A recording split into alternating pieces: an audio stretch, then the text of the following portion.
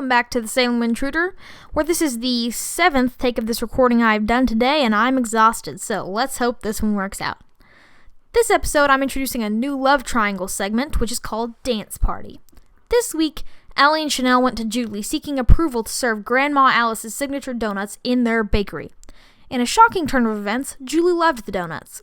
Then the tripper came over, and he, Allie, and Chanel had a dance party to celebrate Sweet Bit's success. Now, some of you may be thinking, why would I put this in the show? This is worthless. And I agree, but this was so cringe that I couldn't watch it, which means we have another event to add to the Dupree cringe chart, Dance Party at a high 100. Next up...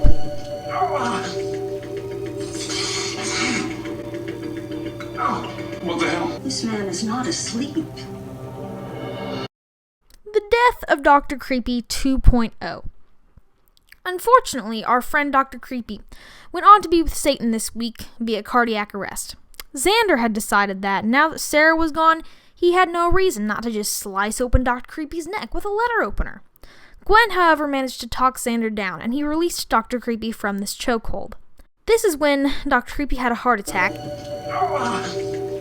and collapsed onto the couch. Gwen and Xander, being known for criminal activity, did not call the police. Instead, they decided to dispose of the body themselves. That's when Julie came in. Wakey. She assumed that Dr. Snyder was one of Gwen and Xander's criminal friends who was sleeping on the couch. She then said, This man is not asleep. Julie then concluded that Snyder must have passed out, yelled at Gwen and Xander some more, and left. In light of his untimely death, I've chosen to honor Dr. Creepy Snyder 2.0 with the traditional 10-bell salute.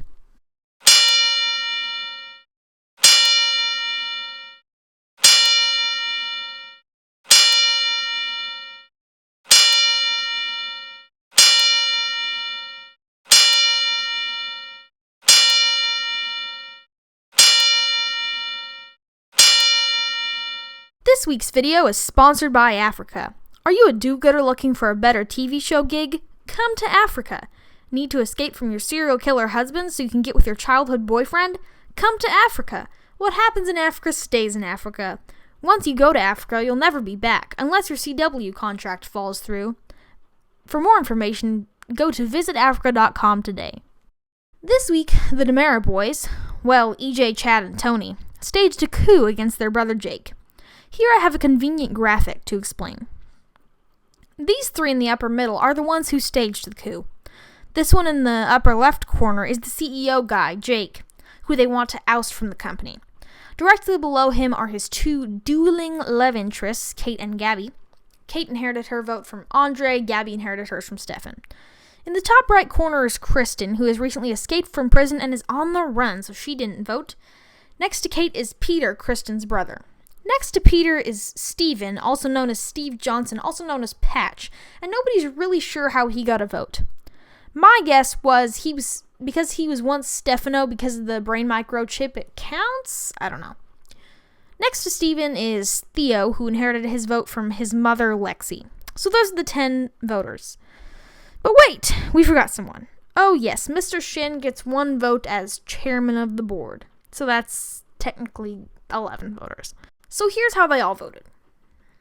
A check mark means that they want to remove Jake, and an X means they didn't. Now, the wild card voter here was actually Kate. Everyone thought that she would vote in favor of Jake because she's one of the dueling love interests, but she's mad that Jake slept with Gabby, so she chose to take her revenge. Now the question is, now that Jake isn't the CEO of DiMera, who will take his place? Watch next week to find out.